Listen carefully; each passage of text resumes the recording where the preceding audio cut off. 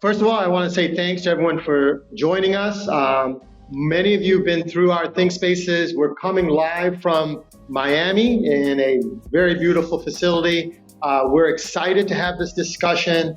But before we go through that, I'm going to ask each of you to log into your chat and look at the link and get on to ActSleep, because ActSleep is where we will be interacting. And that's where the dialogue really happens. We always say hashtag your voice matters. And that's something that we're really focused on, is that we believe the insight is within all of you. And so the next 90 minutes, which will go fast, we're going to be having dialogue that you create and you bring to the table. In the ActSleep, there is an area that's called, who's here. Go ahead and tell us what institution you're from or organization, what your title is, and then where do you live? Because that gives us a good idea of the people in the room. I want to introduce my co-moderators, Joe Abraham and Gabrielle Christofish. Joe, you want to say something? Welcome, everyone. Great to have you here. It should be a good discussion today, Matt, as we talk about this topic of innovation. So I'm excited to get into it. Sounds good. Hey, Gabrielle, you want to give a little bit of intro for you? Everyone, I'm Gabrielle. I'm part of the team here at Beyond. I'm super excited that you are here today. If throughout this experience you are having any issues with XSleep or just technical things that are going on, please feel free to send me a Zoom chat directly. I will be reposting the link for the XSleep in the chat throughout the sessions. That's just to make sure that people that are coming in have access to that link. You are welcome to participate. We encourage you to participate on the XSleep platform. I know I've gotten a couple of messages already saying they're having issues getting in. XSleep is definitely computer friendly and tablet friendly, not so friendly with mobile in a lot of cases. So if you do have access to a tablet or a computer, I really encourage you to use that device.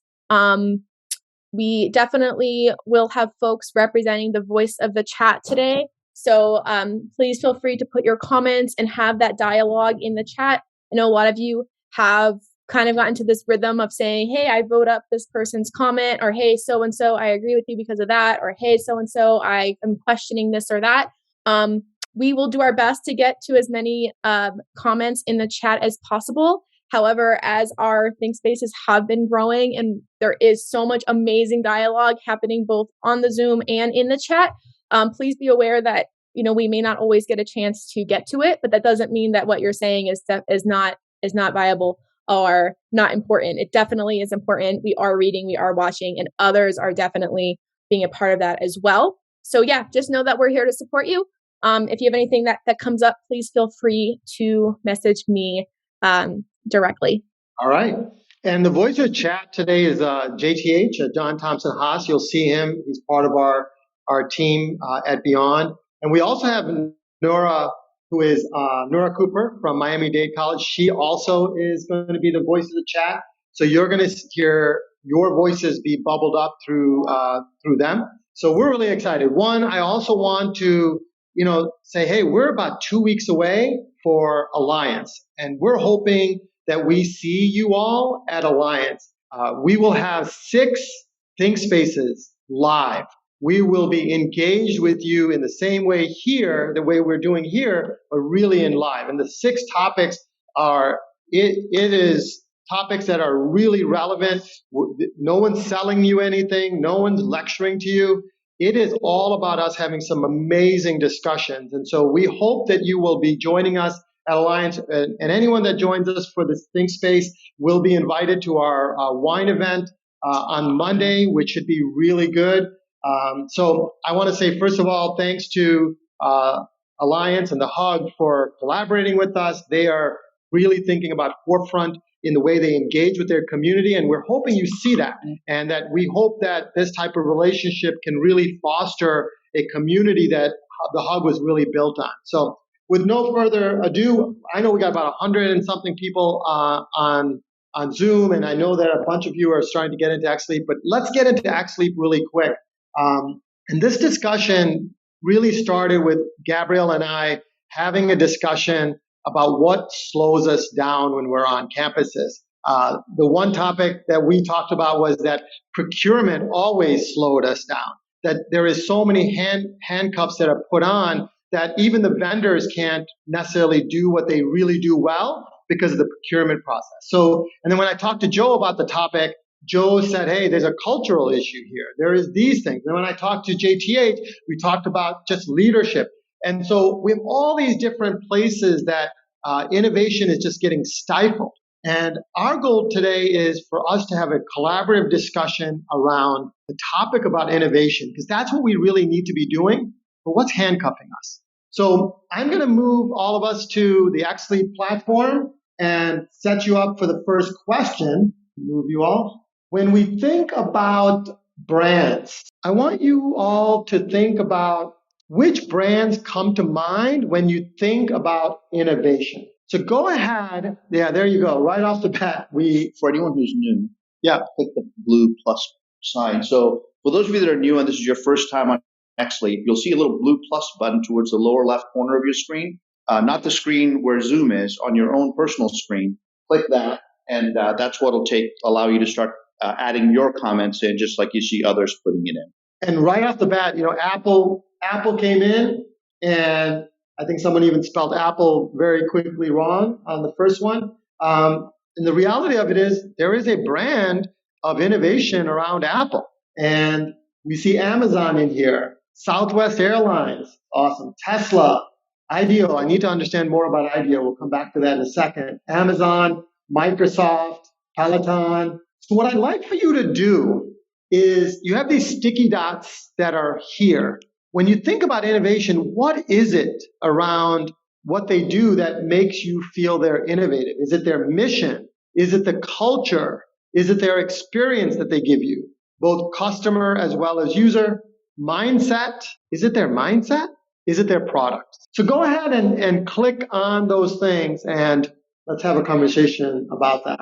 So the person who put the first one in, I presume that's Apple. Any disagreements? Because I'm going to merge them in. Apple. And Matt, you're not sharing ThinkSpace. Okay. No, we're not sharing the ThinkSpace because everyone should have access to ThinkSpace. Perfect. Yeah, I like that innovative spelling of Apple. I like that. I saw that. And John, if you see some interesting things popping up in the chat already, feel free to bring that up as people are putting their thoughts. Yep. Yeah, this is great. A lot of Amazon too. So when we think about their culture, Apple has culture. So does Southwest. And the reason that we are asking this question is, how does universities and colleges think about innovation? How do they become innovative? Because Apple's doing it through their culture. They're doing it through their experience. We see that Southwest is doing it through their culture. Whoever is putting that in for culture, can you articulate what culture means in innovation for you? So that would be you popping up on screen, raising your hand so that we can bring you up on screen, or you can also use the chat. Any thoughts on other things? When you think about these brands, how do we associate them? Do we even align higher ed into this ecosystem? Can what Apple is doing, can that become a part of culture that universities can do? The same thing with Southwest Airlines and Google. So there's some really good thoughts here. We'd love to hear from the audience if they have any thoughts on it, or Joe, if you have just any let's do a shuffle and start to see what's bubbling up. Okay. Yeah. Hey, Matt. Nice to see you again. I was going to chime in. I think it means different things, right? So for Apple, they have this culture and this mindset of kind of owning the entire space around their product so that they can control the end-to-end experience. And that's very different than the culture and mindset at Southwest, which has everything to do with providing really great and enjoyable service and interactions with their customers. So I think it means different things in different organizations. But in both cases, it allows them to innovate in interesting ways. So when you think about that, could universities and colleges, could they create a culture of innovation? I would argue that they do it. I think there are. I mean, I really do. I think that they're innovative. They're just innovative in different ways, right? They're not a tech company. They're not an airline. That's not what they are. But they're constantly innovating programs. They're constantly coming up with new ways in which to educate students. So whether that's through degree programs, graduate degree programs, doctoral degree programs, micro credentials, badges, there's lots of ways in which schools or colleges are constantly innovating who they are. They just don't feel innovative because we've defined innovative as the absolute leaders in industry, and higher ed is a different kind of industry in my mind. Yeah. Well, I'm seeing No, and I think you make. Yeah, go ahead. Yeah, I was just saying, but I'm also seeing in the chat, two people who've come up with definitions of innovation that are pretty divorced from technology, but I think are true. Kara said listening to feedback and making changes on what the users want, and they're really good about thinking ahead. And then, Jen points out that they're not allowed; they weren't afraid to allow failure when they try and keep experimenting. And those things I think play into all levels, all types of organizations and not just technology. Sounds good. Hey, I see that Tanya jumped on. Tanya, go ahead. Hi, I was going to say the thing that always amazes me about higher education to me is the the contradiction. We are an absolute wonderful nurturer of students and innovators and the things that they come up with in faculty, et cetera. So there's a lot of innovation that happens. And the interesting thing is our whole business operations and how we go about the business of higher education that is not always innovative. So the thing that I say is the contradiction. We're about change and trying to encourage other people to develop and to change and to be innovators. And the students do that and they blow our minds all the time. Mm-hmm. Yeah. But then we ourselves forget that we need to walk that same path and be lifelong learners and innovate how it is that we do things. So I just think that's great.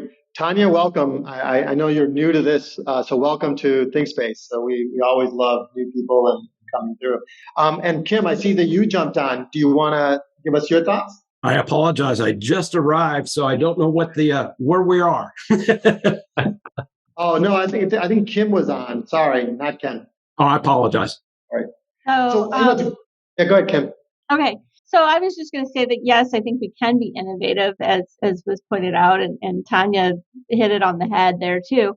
The challenges, I think, a lot of times with the business of higher ed is that the various units within higher ed often have very different priorities, different regulations. And so what may be innovative and fantastic for one area completely throws off what this other area needs to do or is required to do. And sometimes territory gets in there, and it can just be very challenging to get everybody moving in that same direction because of their different priorities. Well said. You know what? And this is really kind of neat. And we don't ever plan this, but Kim just set us up for our next question. I'm going to move you right there. And while we go to the next question, I kind of want to go back to what Stephen said. Stephen said that universities and colleges and they are innovating.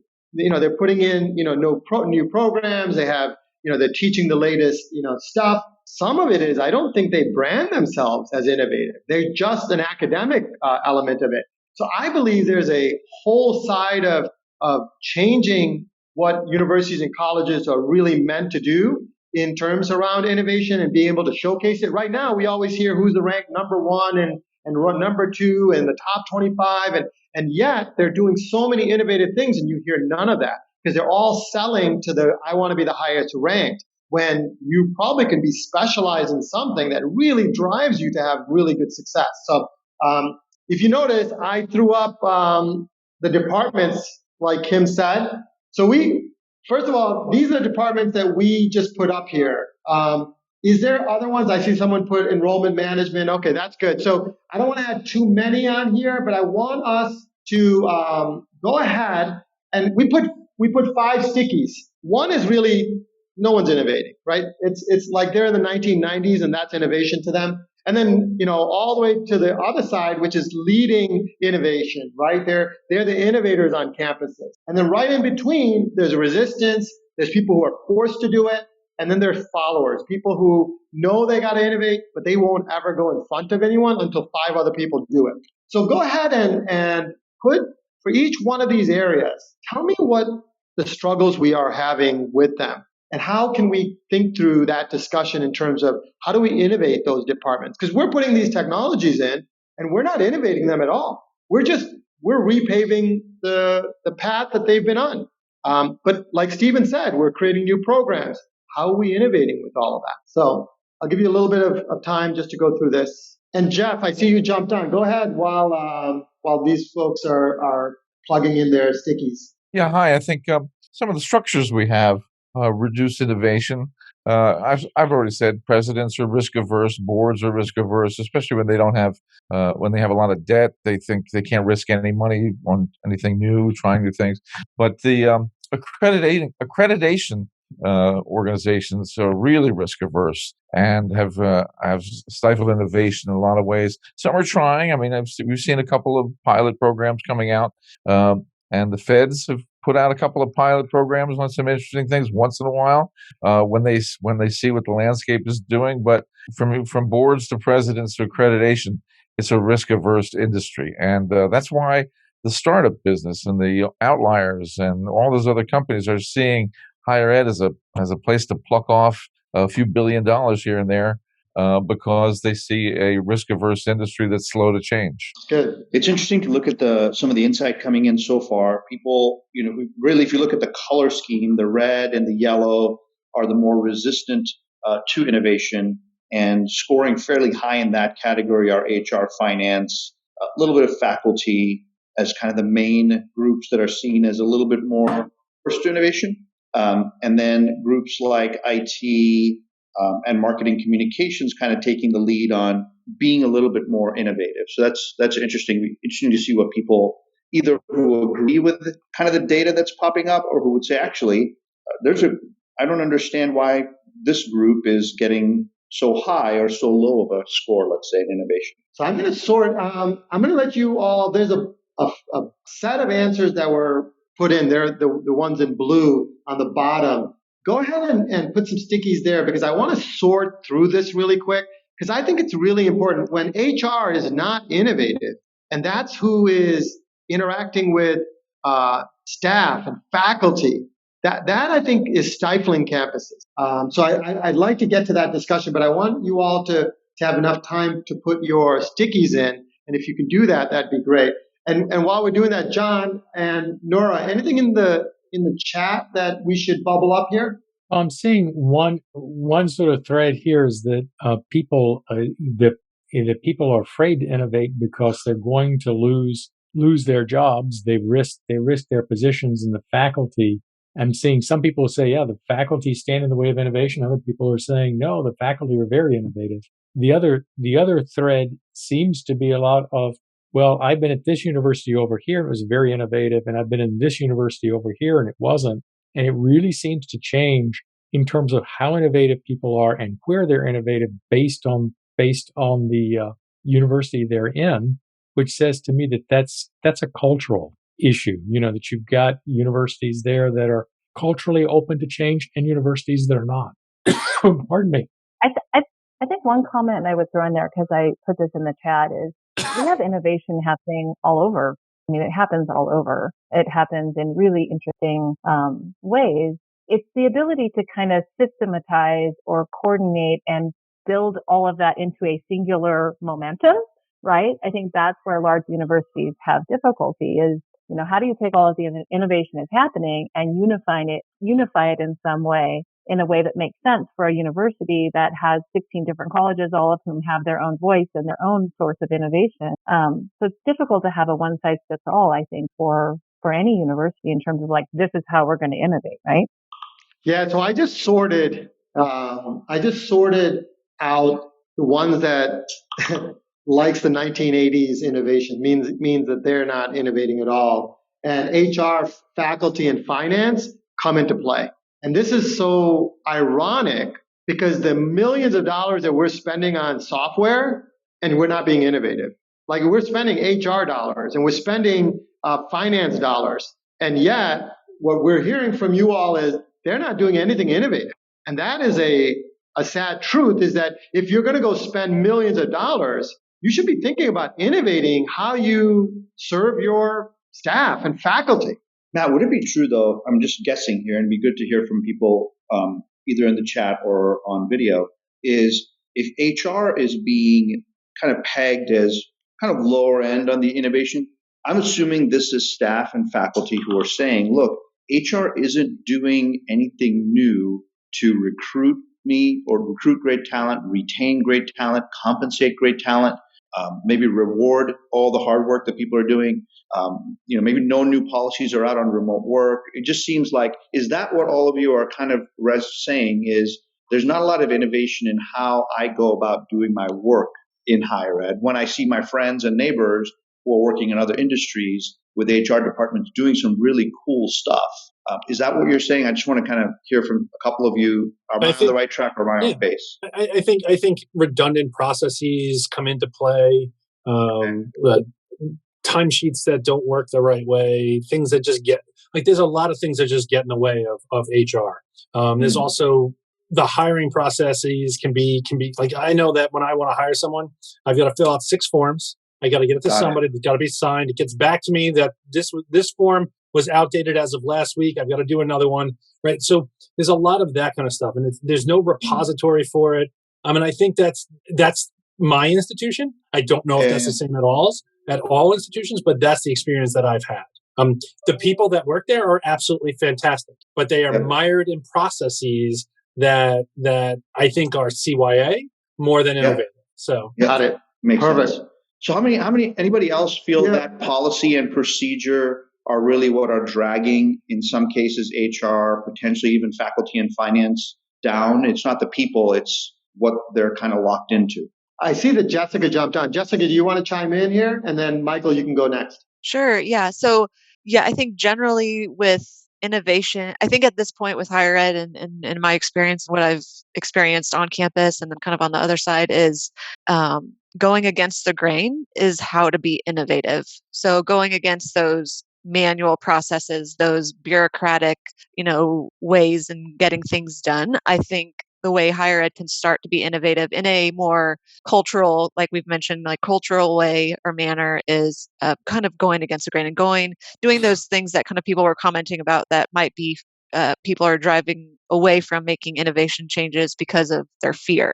So actually kind of powering through that fear aspect of it and going against, I guess, the stereotypical higher ed, like what we've experienced on campus in terms of, having the paper, having 6 people sign off of it on it and, going through that. So I think that's for me, that's Jessica, the broader picture of innovation. And Jessica, you were in my group, so you used to hear me say, we got to stop doing what we do today and start to innovate our schools, right? That was the one things I used to put you all in the room and to say, let's not just put a student system in, let's transform what they do. Let's not look at the blocker list. How do you think we get people to do innovative stuff during those investment times? Do you have any thoughts now? I know that you left our practice a while and now you're in different places. What's your thought on those type of mindsets of changing the way that people interact during this implementation, this investment of time that most people are going through?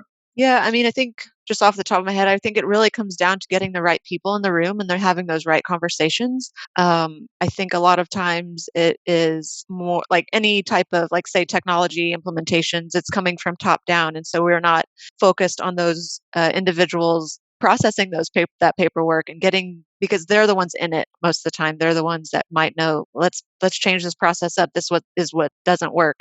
So I think it just starts with those conversations. It starts at the top in terms of having leadership support and actually enabling and empowering the teams that are on campus to make changes and to be creative. So I think it's one of those change management aspects, which I don't know if we like that word around much, but the change management and getting people involved is really key, in my opinion, in my experience.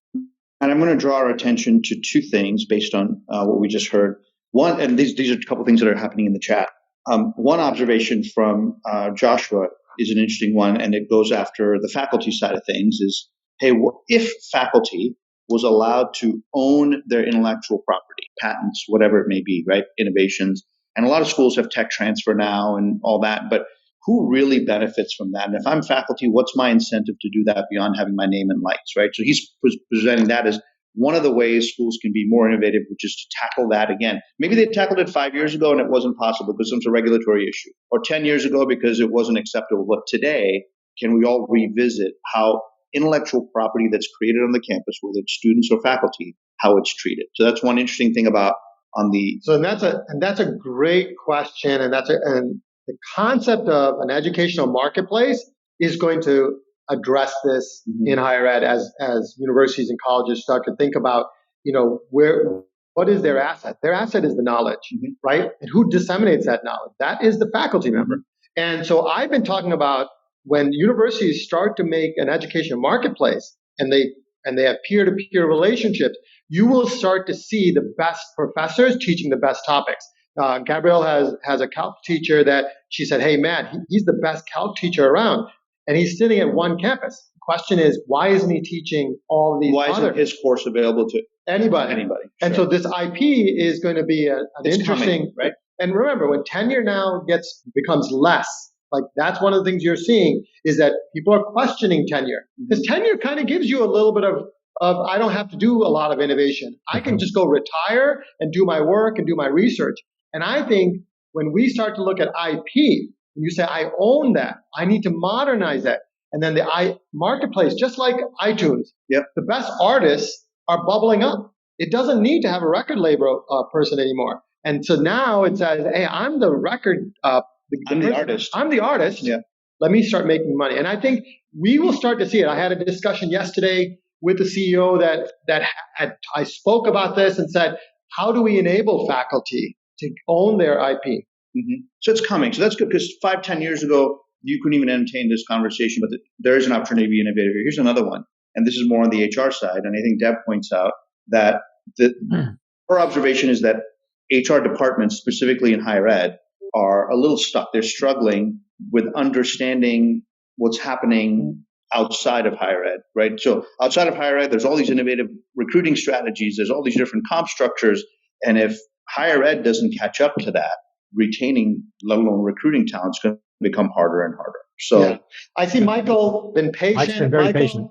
Yes, thank you. Michael. Would love your thoughts. Hey, Joe, on the point you just made, I would look at Victor's comment in the chat. I believe he's from K-12. And I think the more engagement we get with our K-12 peers and the private sector as well, it'll help higher ed change in a more timely manner because there are districts throughout the country, they're designated future ready districts, they're called. And there's a few here in Iowa. And I remember speaking with a superintendent one time. He said he was wary about his kids that graduate from his district going to institutions of higher ed, and the learning environment will be a step back. They're not as innovative what's happening in K-12. So I think we just really need to listen and avoid groupthink as much as we can on campuses and change sooner than later. Michael, I think your spot.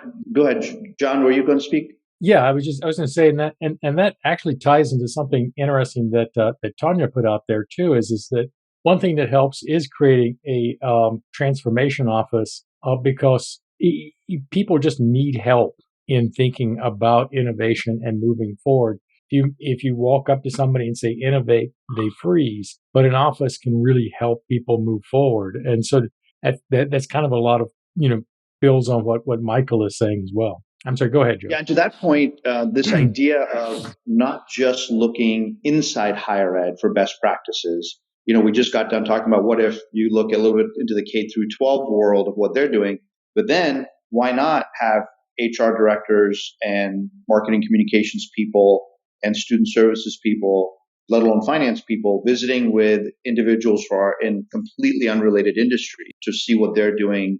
Sometimes those ideas spark the beginning of some innovation and some design thinking. Because as long as we're just looking at each other inside higher ed, it's going to be a little longer of an innovation curve than if we look outside. And I want to go to the next question, but I see Saman, and Saman, I hate to put you on the spot, but you lead, one of the largest, school systems in higher ed.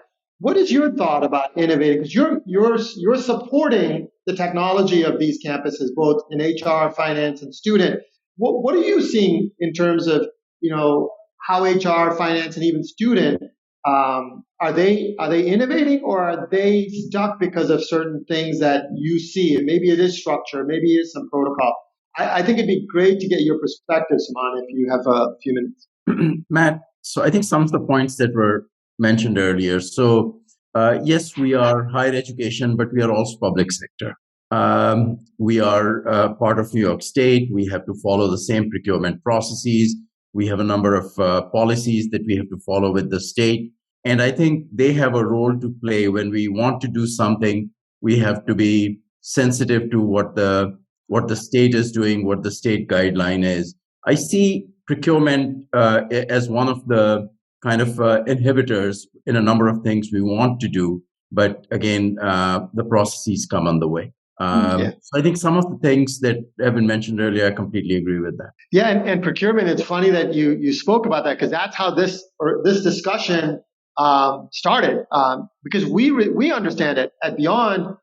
For us, we're very calculating on who we want to go and work with, because our bandwidth in terms of the impact that we want to make, if it takes us 12 months to have a relationship with a client or going through a particular protocol, it doesn't benefit us to do that. And so we don't get to become innovative with some of the campuses that really do need a little bit of innovative minds. And I do believe procurement, I had an example, is that there was a RFP around, give us, respond to this innovative, initiative we're doing. And then they told us to put 6 flash drives inside of an envelope, separate them. Like, they logically didn't understand that if they got electronic version of it, that they weren't. So even the procurement process, even though they were asking for an innovative RFP, they were asking us for 6 separate flash drives. And I was almost laughing about it. But like you said, Suman, we have to follow the protocols to do it. Now, the question is, are you losing people that are not going to go put 6 flash drives in there because it doesn't make sense? So it's just funny that you made that comment. I see you wanted to say something. The other point I wanted to make. So we're talking about innovation, and one of the things that comes to mind, it was called breakthrough thinking. There was a Harvard project on that, and it identified that for breakthrough thinking, there are 3 ingredients that must be in place for people to come up with breakthrough thinking. And the 3 ingredients were, number 1 was subject matter expertise. You must know, we were using the example of HR. You must have expertise in HR. You must have expertise in people management. The second is problem-solving skills, problem-solving mindset. But the third, and that's the comment that was made earlier about motivation, that breakthrough thinking comes from intrinsic motivation. It doesn't really come from someone offers you a bonus or someone offers you some kind of a punishment if you don't do something. That's very internal, that people have it. People who come up with these new processes, new products, it comes from inside. And some people have the knack of developing that in their people. And that's what I find about Apple. Apple was not a very successful company before Steve Jobs came back to Apple. Actually, it was floundering. But when Steve Jobs came back, he put this thing in the culture. He put this in the mindset of people that, listen, you guys have been put on this, you guys and you ladies have been put on this earth to come up with new ways of solving problems. And that's when innovations. So the leadership, the person who guides, the mentor, plays a great role in which organization becomes innovative and which one does not. Sounds good. As you prepare to take us to the next question, just to kind of wrap a bow on this, I think playing off of Suman's most recent point, the challenge for everyone on this session with us today is, I may not be the leader of the entire institution or a chain of institutions or even a department, but how can I take that innovative mantle into whatever it is I'm tasked to do, right? That's a good starting point to lead us into your next question. Yeah, and before we go to the next question, and we're going to do this earlier, Gabrielle is going to do our spin the wheel really quick. So Gabrielle, why don't you take it and And just so you all know, because we didn't give away the $25 giveaway for the last ThinkSpace, we added it on to this first one. So it rolls over. So I think we're starting with $50 ThinkSpace thing. So anybody that put a legit name and email on ThinkSpace gets an opportunity for a $50 and then two $25. So go ahead, Gabrielle. Yep. And then I guess if the first roll, that person isn't there, the next person will get 75. I'm almost hoping that happens. No, I'm going to go ahead and shuffle. This is for the $50 gift card. Okay, Kim, are you there? Is that Wabanzi in Illinois? Yeah. I am, and yes, it is. Woo, congratulations. You just won a $50 Amazon gift card. Cool. Thank you. And that wasn't rigged because Kim joined earlier. That was really random. So that's awesome. It's Kim, random. I'm showing you right here. I'm just doing like a lot of shuffling, and then this is for a $25 gift card. All right.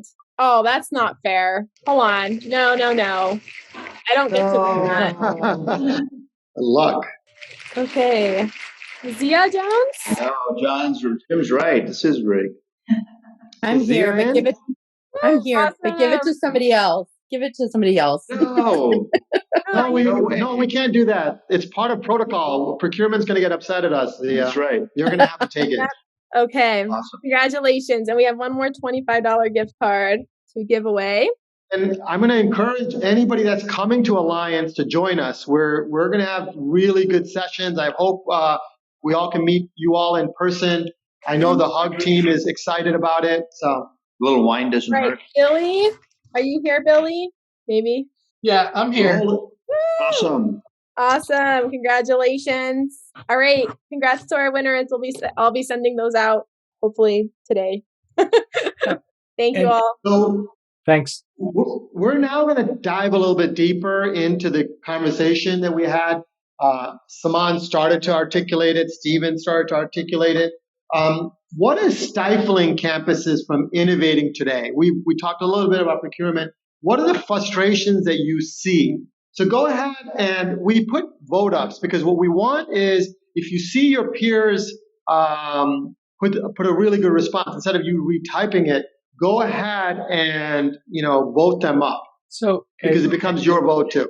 Yeah, and as they're doing that, there were two interesting comments that were in the chat that I think sort of play into this as well, and both of them were around motivation. I think it's Jim points out that innovation's coming out of private industry, but it's the company that owns the work that the innovators do, and so that actually flowed into the other comment is that people respond different ways to what motivate. It's not and so it's not just money, but there are other things that motivate folks. And part of this is you need to find out what motivates, and sometimes the motivation structure to change just isn't there. And so, John, if you look at that underlying theme of motivation, right, as kind of a key ingredient to innovation, and then you overlay what people are now identifying on screen as some of the things that get in the way. So let's say I have a motivation factor of 6 out of 10 in my job at a higher ed institution. And then there's issues of budget or burnout or fear, time. My 6 turns into a 4.5 pretty quickly and very soon to a 2.5, right? Even if I'm an 8 or a 9 in motivation and some of the other ingredients Saman pointed out, and then there's a lack of vision on my campus or my leader kind of lacks vision in my department, that 8 or 9 can turn into a 7 or 6. And I wonder how much of that is happening based on what people are identifying as some of the blockers. I think that's true. One of the other comments is that people do have innovative ideas, but the structures in their university sometimes makes it hard to get that idea through. By the time you've gone through a year-long approval process, that need may have passed, or certainly the desire may. I see, Jason, you're nodding your head. Give us your thoughts, Jason.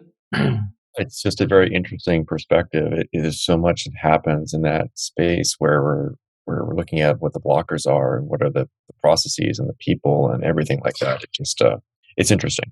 Depending on the size of the project, but those really large capital projects is where you really start to feel that bug that gets in you about what you need to get past. So I definitely can relate to that, and hence the quick nodding of the head in agreement.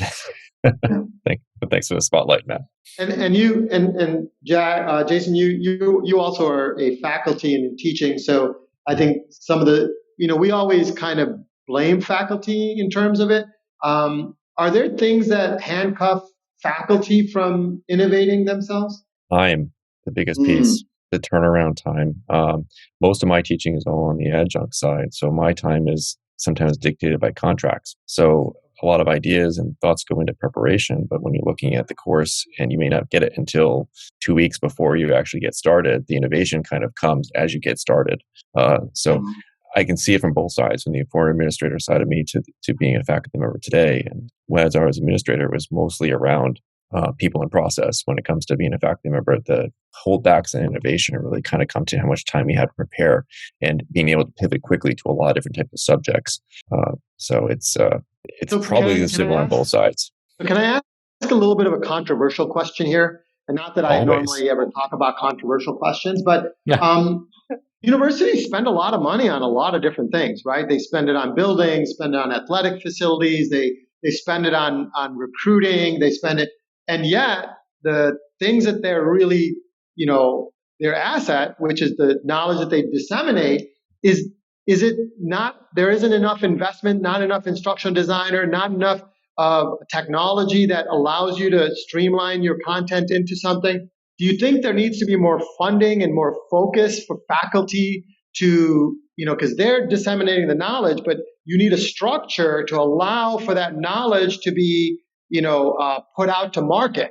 Do you think we should move funding from other things that maybe aren't impacting a direct relationship with students? Because right now there's a lot of funding in different places, millions of dollars being spent on back office transactions that I'm like, man, could faculty use that money? So, and Z, I see you put something in there. You want to chime in? Go ahead. Yeah, Matt, we've had this conversation offline, but I think that there's a lot of investment that goes into things like you said. And I'm a little facetious about it sometimes when I talk about like the rock climbing wall or the cereal bar and the union. But there is a lot of money that goes into like the marketing aspect of making the institution look great for the purposes of admissions. And I think that COVID really exposed that there needs to be, in some cases, some investment in what's going on in the classroom. And that when you take away the on-campus aspect, the marketing got harder for some institutions. Yeah, no, appreciate that.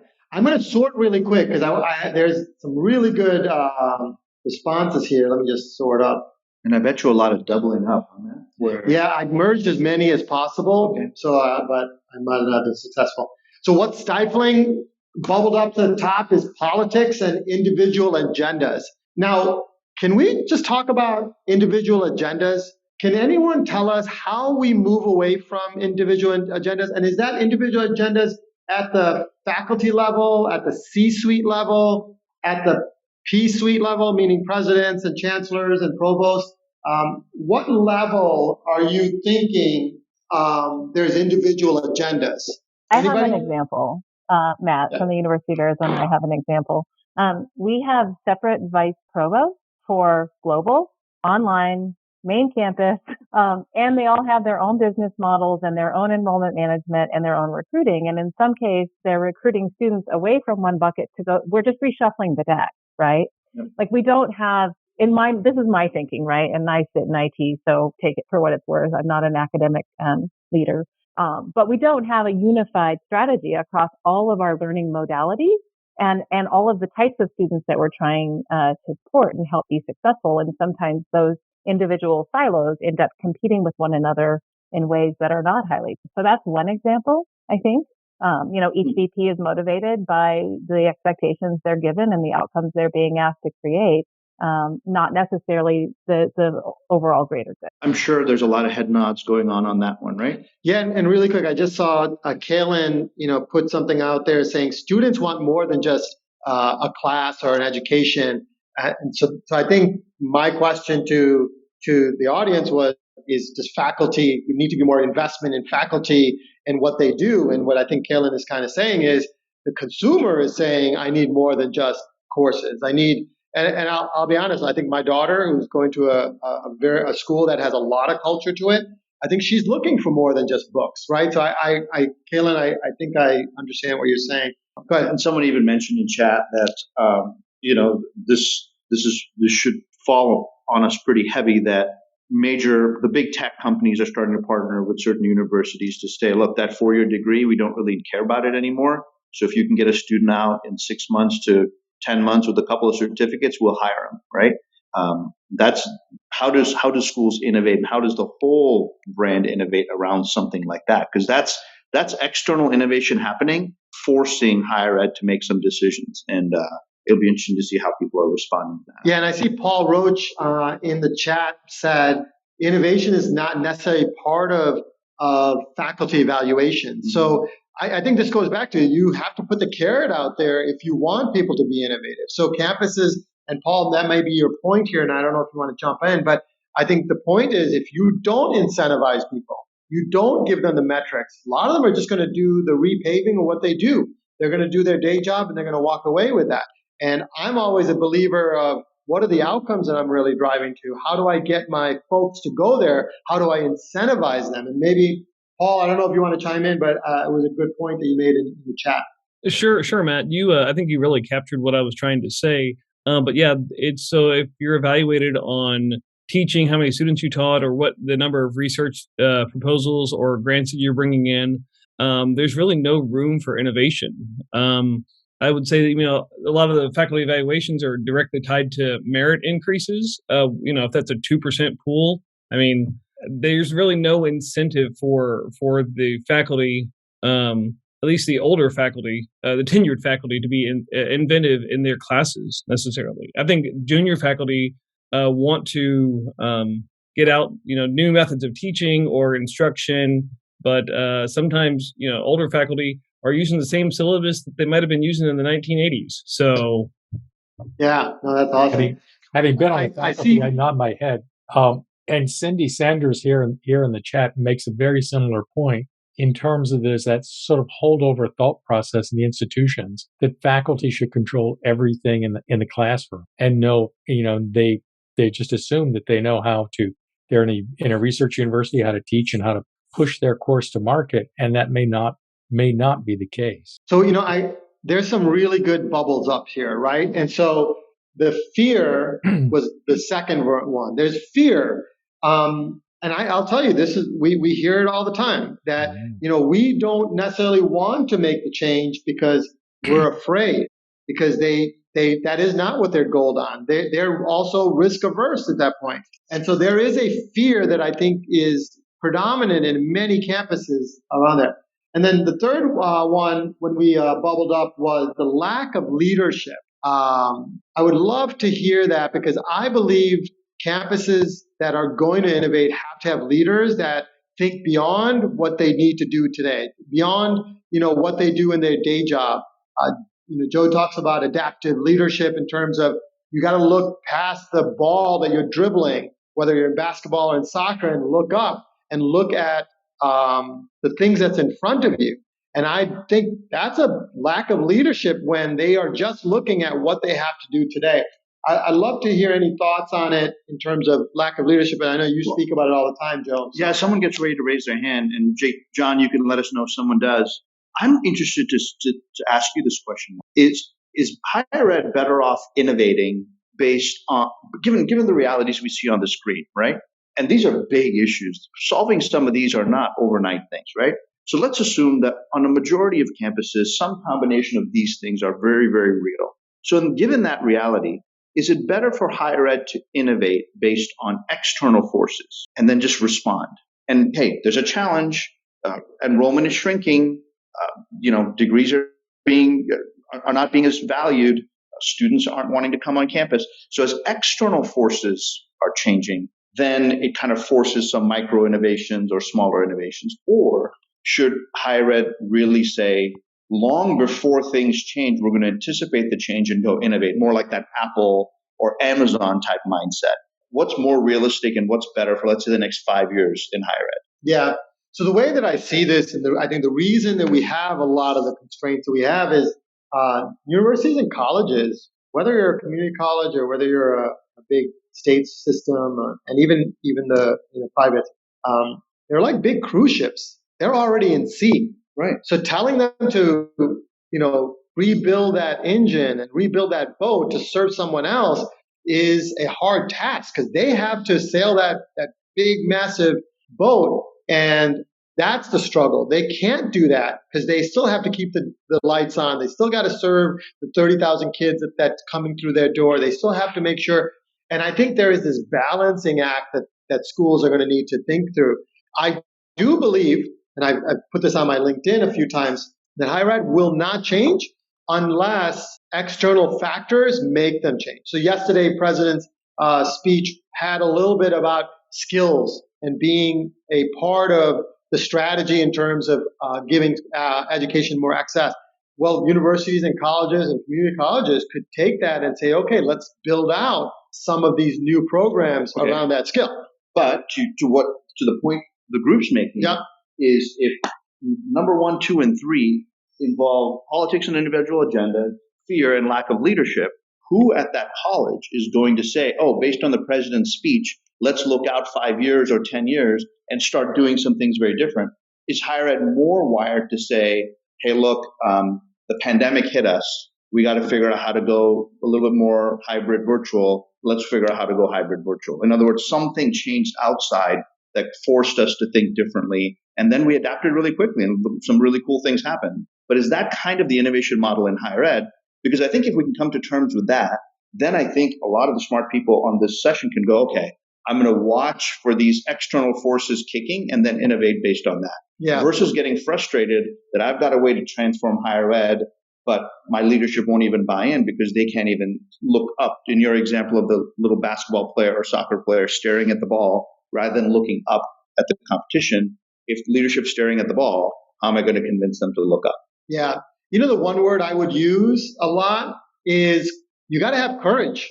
I think a lot of people don't have the courage to change, don't have the courage to step away from what they have done all their lives to be like, I'm going to go do something else. Like, I think those are the leaders that you will see becoming very innovative as we see in market, is because they have the courage to say, I'm going to go do my own thing because I believe in what I'm doing. There's a why kind of question that universities and colleges are going to have to do. And that plays off of what Colleen just said. Colleen, to your point about where does consensus and kind of this, everyone wants to get consensus thing, I think people would probably associate that to point number 22, lack of leadership, right? When I'm not a courageous leader, then I have to get consensus from 100 people. But if I'm a courageous leader, I'm just going to go after what I believe in and make it happen. Yeah. And higher ed is built on consensus. I see that. We've got Marab and Steve. Marab and Steven both have their hands up. So go ahead, Marab. So I agree with a few points that Matt just spoke about. Number one was, while dribbling a basketball, for a second, stop looking at where you're dribbling the ball and just look around. What's going on? Look at where the basketball pole is. Look at what where the other players are based. Or if there's another player who's waving at you and telling you, hey, why don't you pass the ball on to me? So the way I look at it is that the first thing that we have to do is change the way we look at education for a second, because education is not only about getting degree. Higher education is not only about going to college, spending $100,000 and having a college experience. It's a lot more things. Now, the second point that I would like to agree with Matt on is that big universities are like a huge cruise ship. They're already on sale.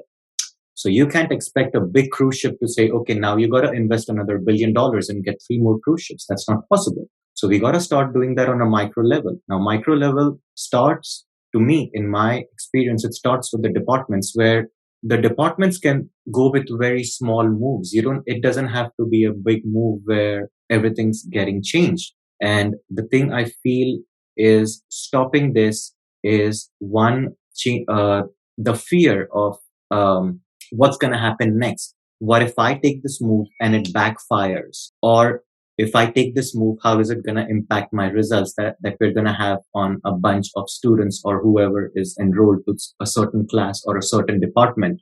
So that's my take on it. Thank you. Yeah, I think somebody in chat, playing off of what he just said, someone in chat a while ago had mentioned they had an assistant vice provost or vice provost who was actually giving away awards for people who failed. Like, go work on something, and if it fails, you get a pat on the back, so to speak. I think little micro moves like that start to maybe open some opportunities for people to take some of the risks that are needed. Yeah. All right, Matt, you want to take us to the next question? Yeah, I see Steven's on. So, Steve, sure. why don't you go ahead? Sure. I think this is a conversation about being beholden to strategic plans versus strategic thinking, right? And that comes into the leadership piece, right? Good leaders will be strategically thinking about what's going on. They'll have the plan, but will adjust the plan based on what's happening and how things are going and to be innovative. Whereas strategic planners and strategic plans that we're beholden to, they're inertia. They're not going to change unless there's a significant force of equal or opposite value that is coming at them and hitting them. It's the difference between being proactive and reactive. And I think that gets into a lot of the politics, the agenda, the lack of leadership, all those things. We have to be strategic thinkers on college campuses on all sides. It can't just be planning and then executing a plan for the next 5 years. And then, hey, where are we now that this plan's done? Let's think about the next 5 years. It's gotta be a living, breathing process. So it's really interesting that you say that, right? Because I think in 5 years, just go back 5 years from today, like think of all the things that have changed. With 5 years ago, would we be doing the things that we do today? No, so I don't understand. When I see things out, we just posted our 5-year strategic plan and we got it for 2027 and 2028. I'm thinking, my God, you probably need a plan every 2.5 years because the world is changing. We are doing many different things in a much faster way, and yet we are on a strategic plan of 5 years. Like they've never gone on it. That means a kid that comes in today, your strategic plan will never impact them in most cases because they're gone. So the only thing you're going to impact them is asking them for a donation afterwards. And so I always say, if your plan is above 3 years, you're already stale because you already have laid out something that you don't even know. When my daughter went to college, I said to her, I don't really care what major you take on because the job that you will take on doesn't exist today. So I need you to go learn, how to interact. I don't really care what major you are. And I believe that's what leaders have to recognize is that the strategic plan of 5 years from now, you don't know what's going to be there. You don't know if blockchain is going to take off. You don't know if a new credentialing system is going to come into play. You don't know if the funding sources are going to be different. And yet, big leaders have a 5-year plan. And maybe they have to do that for the board and everything else. The board says they want it, so then you go get it and you spend all this money. But really, the innovators on campus, like some of the people here, are like, man, that's. So could we not address it to, instead of a plan, to outcomes? Because then that outcome could be done in 6 weeks, or an outcome could be done in a year. So it could be. So you then are going based on outcomes as opposed to a strategic plan, saying no, I need to get to this. So your point is in a 5-year strategic outcome. So set of we want to have accomplished certain things in 5 years. How we get there, nobody knows yet. Right? That's to be innovated over time, like he just said. That's the pivoting along the way, making mistakes. And outcomes could be in a 6-month period, a 3-year period. It could even be in a 10-year period. So, I've read interviews from other CEOs who say, I don't do a strategic plan. I teach my leaders how to think strategically. I really like the person who made that comment because, you think even if you wrote your strategic plan in 2019, look what happened to us 3 months into 2020. It's out the door. And if you spent 2 years doing a strategic plan with all the committees and consensus, you're not trained to react. Ken's got a great quote in here in the that goes right to that point. He says, I'll just read it out here. Neither Redbox nor Netflix are even on the radar screen in terms of competition, said Blockbuster CEO Jim Keyes, speaking to the Motley Fool in 2008. It's more Walmart and Apple. So, it's real hard to peer ahead and see what's coming down. And if you're not flexible and strategic, you can't respond. Yeah, it's great. Okay. So the other thing here is this no time comment. Like there's no time because this goes back to you still got to run the campuses you run. Is there any ideas on how to continue to dribble the ball? but yet look have forward. Time to look up. Have time. And I believe you have to delegate. You have to bring really good people inside of your campuses, move them away from what I call structured work, and to start doing really meaningful work that raise them up a little bit, so that if everyone raises up a little bit, they start doing your work, you start can focus on the future, and then others are starting to drive it. So this no time thing is an interesting it's very one. real. Yeah. I mean, especially post-pandemic, right? Less people are having to do more work on the college campus than ever before. Now, where do you possibly find the time to pursue innovation? It's just a great conundrum to work through. Yeah, and then it goes, and the fifth one is vision. People lack vision. And I think some of that is, I don't think we are talking about a vision of what is the future of. What's the future of admissions? What's the future of HR? What's the future? I don't think people are talking about it. And maybe we do a whole set of series around each of these topics, because I think people are just doing what they know. And I think there is not a future of discussion. So I know we're going to be up, so I'm going to move us quickly because the next one is going to be a little bit more. Any final thoughts on this one before I move to our final question? JTH, you're all good? Yep. All right. So this actually is going to go into a little bit of us having a discussion about what can campuses do to be more innovative. So Stephen early in this discussion said we are doing innovative stuff. We are creating, credentials and all these things, right? Now the question is, what other things? So if we go back to the first question, Apple does culture better than anyone else. So does Southwest. What are the things? And let's be real thoughtful about this. Like, what are the things that we should be thinking about that campuses should be doing? So put your, administrator hats on and start to drive the responses towards what can we do. So I'm going to jump on number 3 while others are putting some of their thoughts in. Item number 3 said support innovators, right? No matter where they are on the campus. You're a big proponent of titles don't matter. You talk about how higher ed there's a ton of title inflation, right? Everyone's got a fancy title. It's kind of like in the banking world. Everyone's a vice president, right? Even in my old consulting firm, people were executive directors of what? Right. And and in the end, they couldn't really speak to the ground of what needs to happen. They can talk about, oh, I'm an executive director, but it meant nothing. If you ask them how to actually transform, they couldn't actually explain the transformation, right? But every school we are working with, it doesn't really matter there's always non-innovation people, right? Across the organization, from the board to C-suite, D-suite, there's always people who are like anti-innovation. But then all across the campus, there's these micro innovators, right? From the most introductory job to deans, to faculty, to student services people, to people in financial aid office, and they stand out like a sore thumb. And point number 3 is saying, support them. The question is, how does a leader identify the innovators in their campus? Or maybe I'm not the senior leader. How can people identify other innovators at their school and start to collaborate with them and kind of form community within a school of the more innovative people? A, is that possible? And B, what could the outcome of that be? So let's say, for example, you're in the financial aid office. I'm in the registrar's office. We usually don't see each other, but you, for some reason, strike me as an innovator. You've always got some fresh ideas, and I have some fresh ideas. Is there value to you and me meeting up for coffee, starting some discussions, and innovating together? Or is it better for us to each be in our own lane? So it's interesting you made that comment, right? So on Monday, we had that conversation with the president and his team, right? And they said everyone wears blinders to what they do.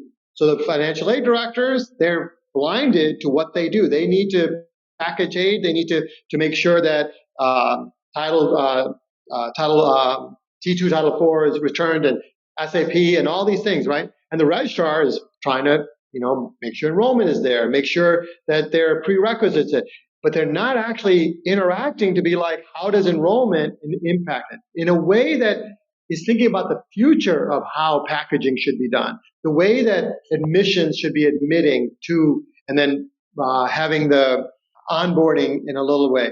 I believe that there are really good people on campuses. I don't think they're incentivized to go beyond what they do in their office. And I think this goes back to outcomes. Like, what is the outcome of the enrollment services office? So student financials, financial aid, records, advising. they should be collectively saying, what's the outcomes? And that's when you get them together in a cup of coffee. And then take away the executive director title, take away your registrar title, put that away, because some of the most innovators aren't the ones with the titles. Agreed. It's the ones that are saying, hey, I'm in the trenches. I'm in the trenches. I see this every day. I was one of those people in the trenches. So I understood it, and I would challenge them. And I remember my early days in as a registrar office, I said, hey, why don't we do this? Why don't we use faxes? Oh my goodness. I'm dating myself here. And they said, oh, that will never happen. We need ink. And what she said to me was, Matt, we're in records. We only keep records one way. And that's what I remember hearing at that point in time. And I thought to myself, that isn't the way. And hence I went to consulting and did that. But I think there's a lot of people that says, hey, this is what we do. Why don't we use faxes, right? So there's a lot of people saying, why don't we use faxes in a world of ink? The question is, how do they find the other people who say we should be doing faxes, not ink? And what kind of community can form from that to bubble up some of these micro innovations? All right, let's see what people are saying. I've got two interesting one very interesting comment in chat, and we have many interesting comments in chat, but one I wanted to call out is Longan. I hope I didn't screw up your name there. Points out that innovation is just not a separate additional burden that we bear. We can be innovative as we go about our everyday tasks and activities, and that many people use the time constraint just as a convenient excuse. And I think that's goes to a point that if you're going to be an innovator, you're going to have to live your innovation. You can't say, hey, I'm going to do my day job over here and innovate over here. It's got to be part of what it is that you do. And he also, underscores, Joe, the value of in a separate chat link that innovators do need to get together. And I think that is important to create that critical mass. Okay, good. I'm gonna sort. Has everyone placed their stickies in so that we got your vote? I think so. Okay. So I'm going to actually sort to the first one, which is all about leadership, right? And the first one right off the top is listen, right? I think this is something that even Simon Sinek says all the time, is that great leaders are listen, but they actually are the last to talk. I fail miserably at that because I'm always talking before anyone else. So, but it's an interesting conversation piece here, is that in order to be innovative, you have to listen. So maybe this goes to your comment, Joe, is that there's people that are speaking, but leaders are not listening. Is that the thought you all are thinking through, as Joe said, or is there listening in another element that you all are thinking here? Yeah, but you can hear what people say. I would guess it's a combination of either not listening or it's a disassociated form of listening where they just kind of nod their head and go, good job, now go back to work and do my policy and procedure, right? Because that goes back to bad leadership. But it'd be interesting to hear from people what they have to say about that. So I'm going to go. I'm going to sort to culture. Permission to fail bubbled up to the top, and then your point. Support the innovators. Stop seeing titles. So this one was both on leadership and culture at the same time.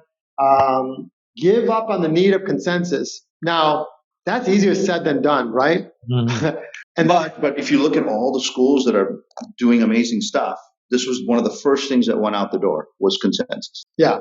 Because it was this kind of courageous leadership approach and model. Well, presidents have said that I don't need consensus for a strategy. I need consensus to get to that strategy. Mm-hmm. So you still need leaders to lay out the strategy or the outcomes that I speak about, like bring out the outcomes. And then you ask consensus to okay, how do they work together to get to that outcome? I think Lombardi from Maryville spoke to us about that. And I think it's that. I know that LeBlanc is very much lays it out. And these are innovative leaders that are driving it. And I know that Pumariga and MDC is doing that. So I think some of that is a really interesting element of what are the things that you could put that as outcomes and how do you get consensus on? Go ahead. I'm no data scientist, but I'm looking at just colors, right? And the colors are telling me that our group that's with us today is saying that a majority of this whole innovation thing is tied to culture and leadership. I mean, look at the amount of orange and yellow relative to the other colors. It just says a huge part of the solution is tied to cultural change and leadership change. And that's interesting. It'd be interesting to hear if anyone has something to unpack related to that. Obviously, organizational structure is probably a close third, but probably more so tied to culture and leadership change. Any thoughts from anyone on that? And the other one that I wanted to, yeah, go ahead. Sorry, Matt. I think one comment I have on culture is there's tension often between the academy and the administration, right? Because really, I mean, our faculty are our primary intellectual, IP, right? Like our faculty, that's the gold, right? And the research that they do and then the instruction that they bring. And many faculty absolutely are innovating within their own sphere. And so there's tension between local innovation and institutional innovation. Institutional innovation wants and needs to have some cohesiveness that points in a singular direction, right? And localized by nature needs to have local control. And that tension is there and it's very real. And it presents itself very differently in large public R1 institutions than it does in smaller private institutions than it does in mega universities that have presidents for whom will say it's my way or the highway, right? And so, that tension is there, it's real, and there are many different types of institutions that innovate in different ways. But I think that's a cultural thing. It's real, and it's actually quite important, and not something that we just want to. Sounds good. So really quick, Jeff, I see you jumped on. Go ahead, Jeff. Higher education graduate programs in higher education management. PhDs in higher education management. I mean, I have met these people and they are not innovative. The people who go to get those degrees when they have a job and they know they're going to move up, but they need that PhD. It's nothing. It's as bad as any other degree that's a, mail-in degree. I mean, it really is shameful for schools to hire people with some of those degrees that are just, it's a ticket to be stamped. It's not a whole lot of thinking going on, but that doesn't excuse Harvard School of Education PhDs as well, who are part of most of the biggest school systems in the country. I mean, they've caused a lot more problems than they've solved. Graduate programs take a lot of blame in this. So one of the things one of the things I want to make sure we do at our ThinkSpaces like this is, yes, we've uncovered a lot of great thoughts and ideas. I want to make sure that before we finish up today, everyone who's here with us has some ideas from each other on what they can do to keep their innovative juices flowing and active. Because if it's true that in most of our institutions, innovation isn't being celebrated correctly, it isn't being heralded correctly, then there's a tendency to turn it off, right? And say, fine, I'll go be innovative at my PTA. I'll go volunteer somewhere and be innovative there. What are some ideas each of you have for each other, or how are you keeping your innovative energy up, maybe even in the environment where it may not be as celebrated as it could be? Or do you have some ideas and tips for each other of what you do, or some recommendations for each other? And I would love to hear if anyone wants to respond to that. But I see, Lanjan, you talked about walking the floor. I don't know if you have the ability to just, either jump on the camera or just talk. I'd love to understand how walking the floor could be a strategy in terms of innovating on a campus. If you're still here. Yeah, I'm still here.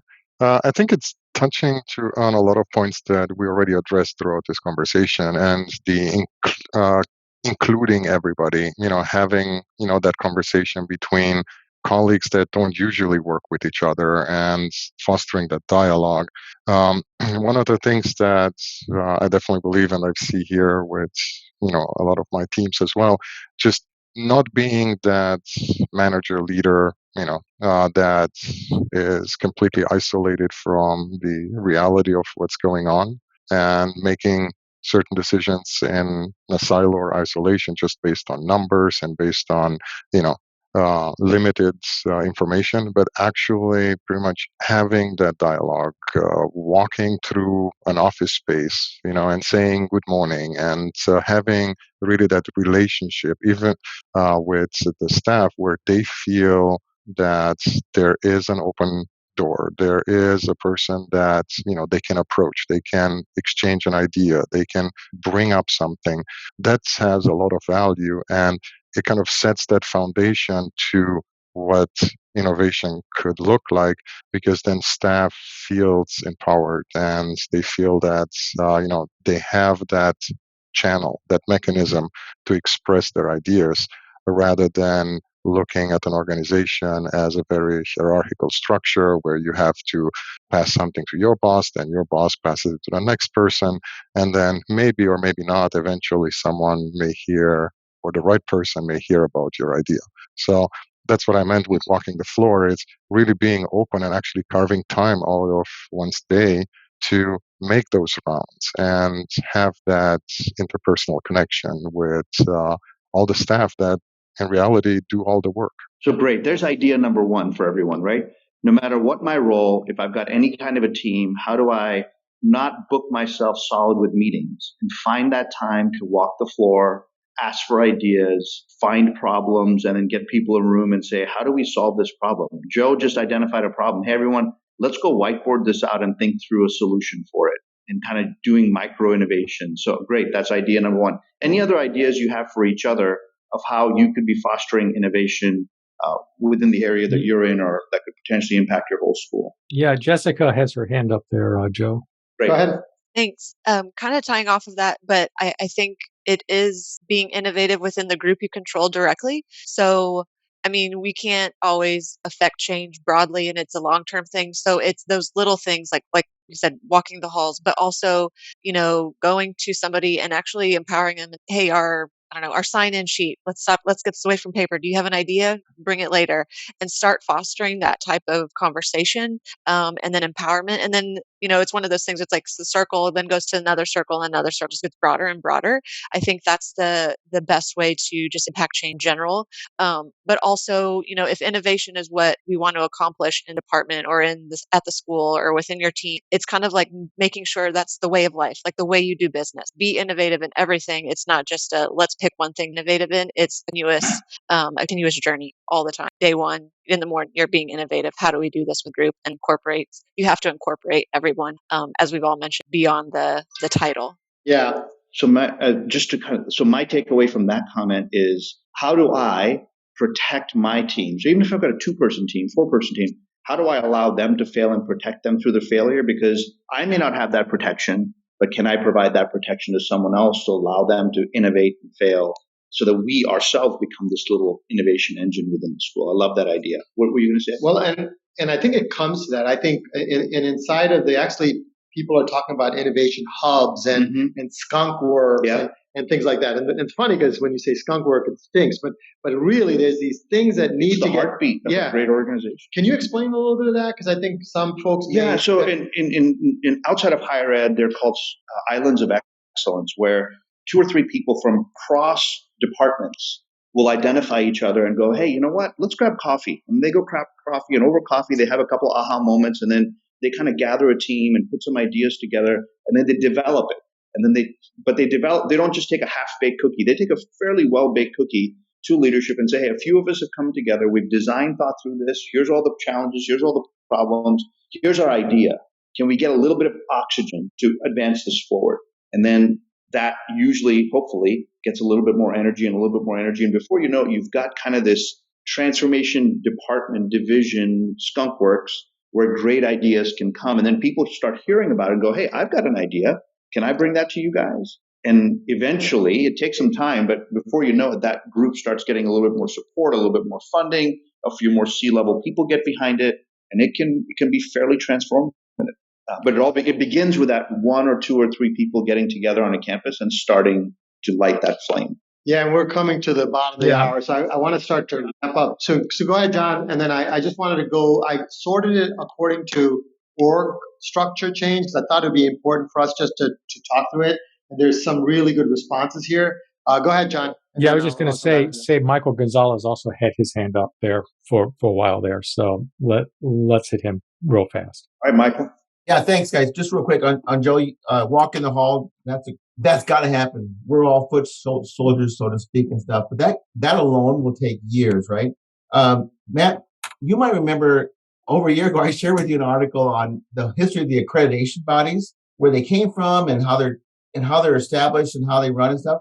I think that's the key. If we could, people like you, Matt, Joe, this group can engage the accreditation bodies. There's several of them, but HLC comes to mind for sure. To be aware of this, more than aware of it, it fits into their standards, standards that drive, the curriculum on universities and K-12. We need to get them involved. Thank you. I think we would scare them, to be honest with you, Michael. I think if I were to walk in and have a accrediting discussion, I think I would be escorted out by security. They'd be escorting me out right away, like, get that guy out of here. No, but I believe that it's very similar to higher ed, that I don't think accrediting bodies are going to change till external factors make them change. Until Google says, I don't really care about that accrediting body, that their standards have nothing to do with the type of people that I want to hire, right? So I think I'd love to work with the accrediting bodies to reinvent their thought process and use technology and do it faster. Because if you ask the school, when they go through an accrediting process, it consumes them and it takes them a year to do it. So the question is, have they not modernized it and put things into place that you should be monitoring it every year, every day, every week? You should be putting in the monitors and the metrics that you're validating that this accreditation is there. I don't think that's it. They look every, 4 years or 8 years or whatever their accrediting body structure is. So I think it's a really good, interesting discussion. I'd love to have it. Maybe we do a session on it. I know we're at the bottom of the hour. Gabriel, I see you're chiming through on the chat. Is there anything that you wanted to say, or can I just go to the org? Okay. So really quick on so the org structure piece is, there's just this hierarchy, right? We have this title inflation. The hierarchy is reducing the administrative burdens, and then just outsourcing routine functions. This goes back to the things that I talk about all the time in structure. So really good responses. We're at the bottom of the hour. Any last words, Joe or Gabrielle or JTH? No, I would just say to everyone, thanks for being on. We will continue this discussion with you. We'll take a lot of this data, churn it out into some good insights for you that you can use on your campus. Maybe you're going to be writing an article on something. Maybe you're going to post on your LinkedIn profile and you'd like some data out of this. We're happy to share that with you. Give us a week or so to pull it together and get it in your hands, because the more all of you can be thought leaders about innovation, either on your campus or even on your public profiles, the more we can draw attention to it, and the more others will be drawn to you, and you can start building your community. Because I really believe innovators need to be in community, and you need to find each other. So anything we can do to make that happen, we'd love to do. Yeah, and I like to, one, I want to say thank you to the Hug. This is our 5th one. We said that we do 5 with them before Alliance, and so this was an exciting one to get to this point. Probably scary when we first started. We are starting to publish this on our website, so you should be able to get videos from this, the actual ThinkSpace pieces here, that'll be on there.